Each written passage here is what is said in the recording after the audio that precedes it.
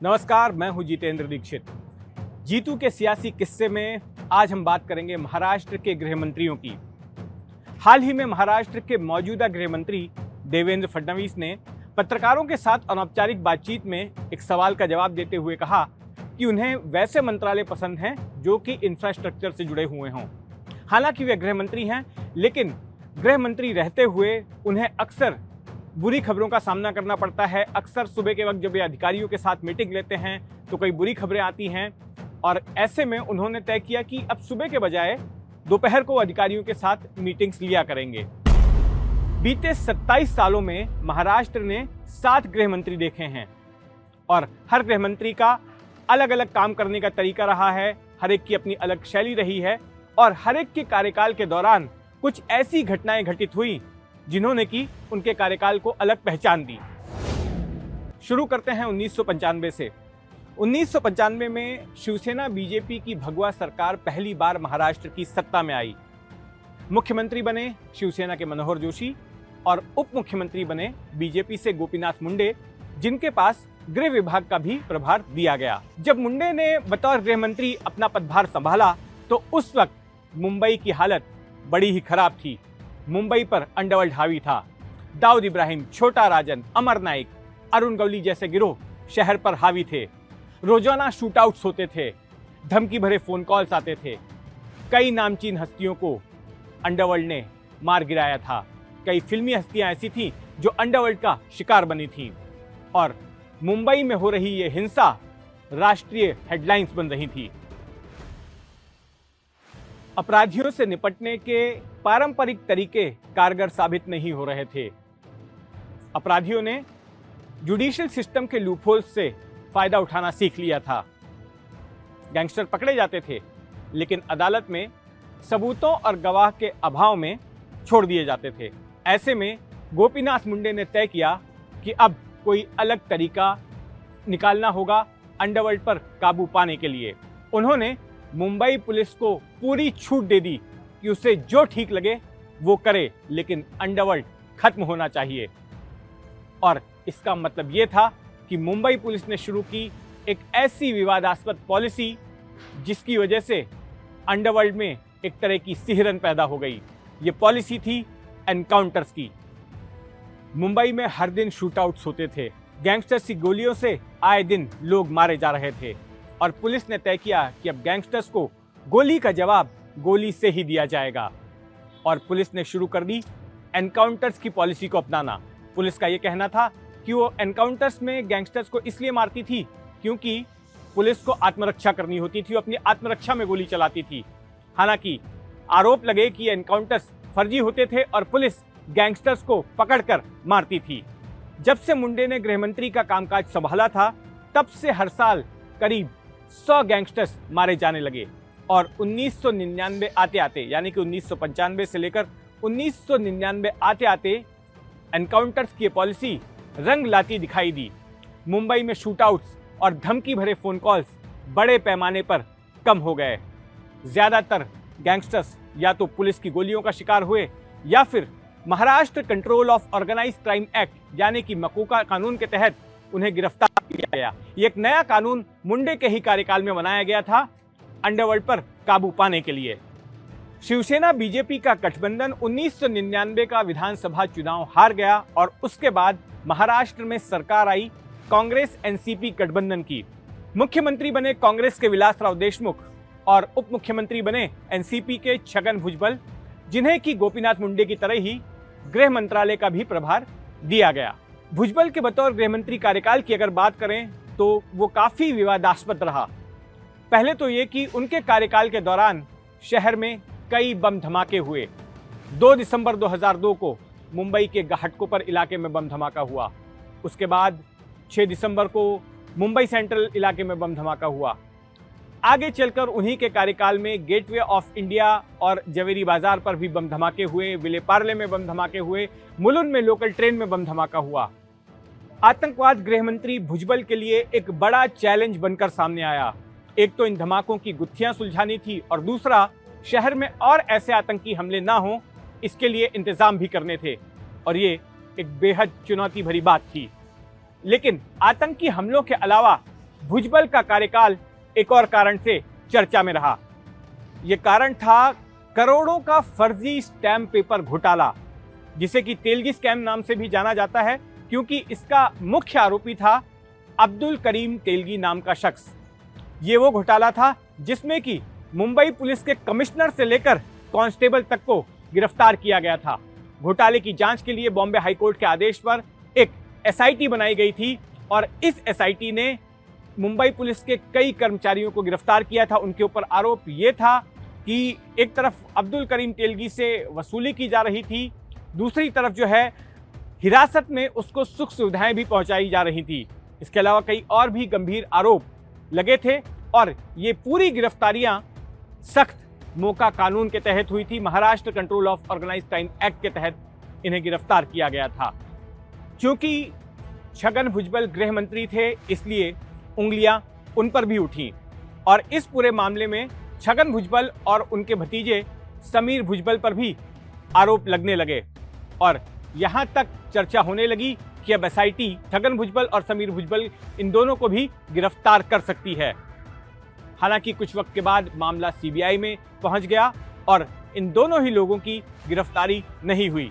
लेकिन तेलगी घोटाले को लेकर छगन भुजबल की छवि पर जो हमला हुआ, जो बदनामी हुई, उसके चलते उन्हें अपनी कुर्सी गंवानी पड़ी।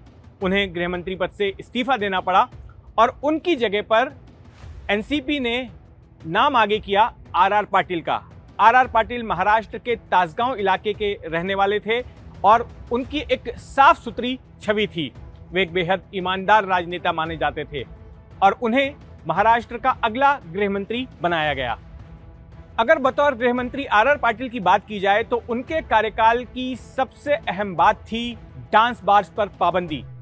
जी हां, मुंबई के या फिर यह कहें कि महाराष्ट्र के तमाम बड़े शहरों की नाइट लाइफ का हिस्सा बन चुके थे डांस बार्स और एक तरह की बड़ी अंडर टेबल इकोनॉमी भी इन डांस बार्स की वजह से चलती थी, जहां पर कि राजनेताओं को, पुलिस अधिकारियों को और प्रशासनिक अधिकारियों को बड़े पैमाने पर पैसा पहुंचाया जाता था। एक अलग ही अर्थव्यवस्था चलती थी और डांस बार इंडस्ट्री में कई लोगों को रोजगार भी मिलता था और ऐसे में डांस बार पर बैन लगाना एक बड़ा ही साहस भरा फैसला था। आरआर पाटिल ने अपने कार्यकाल में डांस बार पर पाबंदी लगा दी।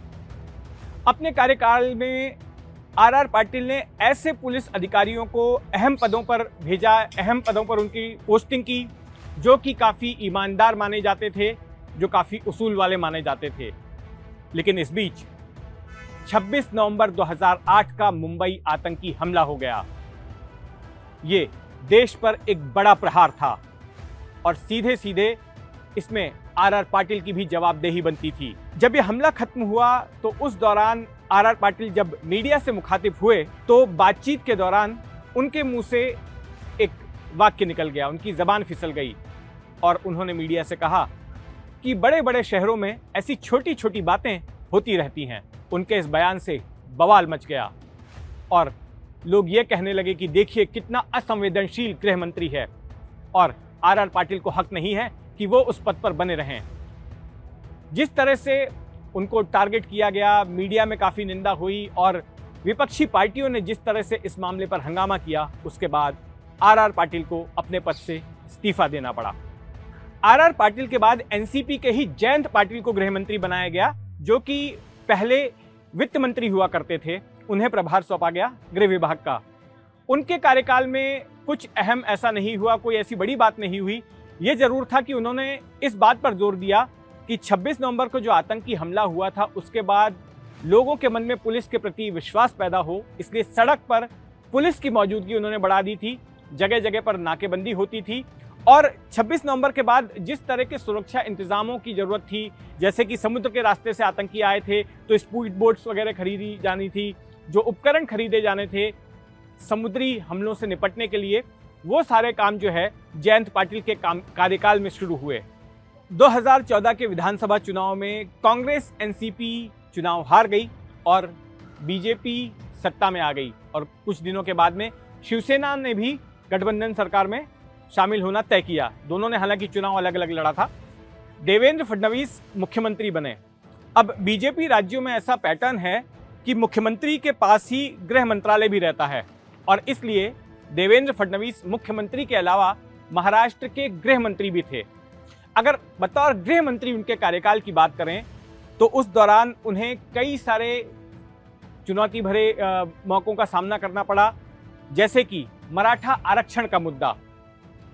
मराठा संगठनों की ओर से महाराष्ट्र के अलग अलग हिस्सों में आरक्षण की मांग को लेकर हिंसक आंदोलन किया गया और ये फडणवीस के लिए बड़ी चुनौती थी। इसके अलावा उत्तर पूर्व महाराष्ट्र के विदर्भ इलाके में, खास करके गढ़चिरौली जैसे जिलों में नक्सलवाद की भी चुनौती थी, उसका भी सामना फडणवीस को करना था। फडणवीस के इसी कार्यकाल में आरोप लगे कि कुछ आईपीएस अधिकारियों ने बीजेपी के राजनीतिक विरोधियों के फोन टेप करवाए थे, जैसे कि संजय राउत जो कि शिवसेना के सांसद हैं और नाना पटोले जो कि कांग्रेस के नेता हैं, उनके फोन टेपिंग हुए, इस तरह के आरोप लगाए गए। इसके बाद साल 2019 में जब चुनाव के नतीजे आए तो शिवसेना बीजेपी में मुख्यमंत्री पद को लेकर झगड़ा हो गया और इसके बाद में शिवसेना ने कांग्रेस एनसीपी के साथ मिलकर सरकार बना ली। उद्धव ठाकरे शिवसेना के मुख्यमंत्री बने और गृह मंत्री पद जो है वो एनसीपी के पास गया। अनिल देशमुख को गृह मंत्री बनाया गया, लेकिन वे गृह मंत्री बने ही थे कि चंद दिनों बाद ही कोविड की महामारी आ गई।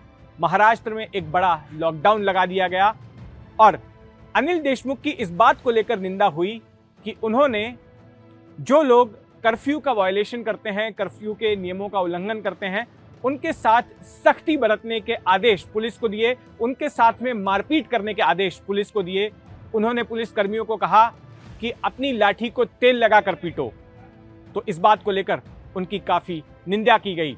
एक तरफ वो पुलिस कर्मियों को यह आदेश दे रहे थे कि कर्फ्यू उल्लंघन करने वालों के साथ सख्त रवैया अपनाया जाए, तो वहीं दूसरी ओर एक और भी मामला सामने आया जहां यह पता चला कि एक बैंक घोटाले के आरोपी के परिवार को एक पर्यटन स्थल से दूसरे पर्यटन स्थल जाने के लिए, यानी कि महाबलेश्वर से खंडाला लोनावाले के बीच आने जाने के लिए कर्फ्यू काल के दौरान, महामारी के दौरान जो है ऐसी छूट मिले। उन्हीं के विभाग के एक अधिकारी ने खत लिखा था और उन्हें अनुमति दी थी। तो यानी कि आम लोगों के लिए डंडा और इस तरह के खास लोगों के लिए जो कि एक बड़े घोटाले के आरोपी भी थे, उनको सहूलियत भी दी जा रही थी। इस बीच एंटीलिया कांड सामने आ गया। एंटीलिया कांड वो है जहां पर कि मुंबई पुलिस के एक असिस्टेंट पुलिस इंस्पेक्टर सचिन वाजे पर आरोप लगा कि उसने विस्फोटकों से भरी हुई एक कार उद्योगपति मुकेश अंबानी के घर के बाहर पार्क कर दी और उसमें एक धमकी भरा खत भी लिखा और इसके पीछे उद्देश्य था अंबानी से जबरन उगाही करने का। जब ये मामला सामने आया तो उसके बाद मुंबई के तत्कालीन पुलिस कमिश्नर परमबीर सिंह को अनिल देशमुख ने हटा दिया और हटाने के बाद में उन्होंने मीडिया में एक बयान दिया कि परमबीर सिंह उन्हें गुमराह कर रहे थे, उन्हें सही जानकारी नहीं दे रहे थे। देशमुख के इस बयान से परमबीर सिंह भड़क गए और उन्होंने महाराष्ट्र के राज्यपाल और मुख्यमंत्री उद्धव ठाकरे को एक खत लिखा और ये कहा कि अनिल देशमुख सीधे सचिन वाजे के संपर्क में थे और वे सचिन वाजे से कहते थे कि हर महीने मुंबई के अलग अलग प्रतिष्ठानों से, जैसे कि रेस्टोरेंट से और बार से जो देर रात तक चलते हैं, उनसे वसूली करके 100 करोड़ रुपए अनिल देशमुख के पास पहुंचाए जाएं। इस आरोप के बाद बड़ा हंगामा हुआ और अनिल देशमुख को अपनी कुर्सी गंवानी पड़ी और बाद में उनकी गिरफ्तारी भी हुई। अनिल देशमुख के बाद एनसीपी के दिलीप वलसे पाटिल को गृह मंत्री बनाया गया। दिलीप वलसे पाटिल शरद पवार के बेहद करीबी आदमी माने जाते हैं। हालांकि उन्होंने कार्यकाल के दौरान अपने आप को बड़ा ही लो प्रोफाइल रखा, किसी भी प्रकार के विवाद से बचते रहे और कोई ऐसी बात उनके कार्यकाल के दौरान नहीं हुई जो कि बड़ी खबर बनती। उन्हें एक रबर स्टैंप गृह मंत्री के तौर पर माना जाता था क्योंकि उनके पास ज़्यादा अधिकार नहीं थे। ज़्यादातर गृह मंत्रालय पर नज़र खुद शरद पवार की होती थी, मुख्यमंत्री उद्धव ठाकरे की होती थी। लेकिन एक बात ज़रूर है, एक बात को लेकर उनकी निंदा महाविकास आघाड़ी में जरूर हुई। जब शिवसेना में बगावत मची, एकनाथ शिंदे ने जब बगावत का ऐलान किया और अपने साथ कई सारे विधायकों को लेकर मुंबई से गुजरात चले गए, तो ये सवाल पूछे गए कि आखिर गृह मंत्रालय तक इसकी जानकारी कैसे नहीं मिल पाई। ये एक तरह से गृह मंत्रालय की ढिलाई थी। जून 2022 में फिर से एक बार महाराष्ट्र में सत्ता परिवर्तन हुआ। बागी गुट के नेता एकनाथ शिंदे मुख्यमंत्री बन गए और देवेंद्र फडणवीस उप मुख्यमंत्री बनाए गए, जिन्हें की गृह मंत्रालय का प्रभार दिया गया। तो ये कहानी थी महाराष्ट्र के गृह मंत्रियों की। इस जैसे सियासत से जुड़े और भी दिलचस्प किस्सों को जानने के लिए देखिए जीतू के सियासी किस्से अनकट पर।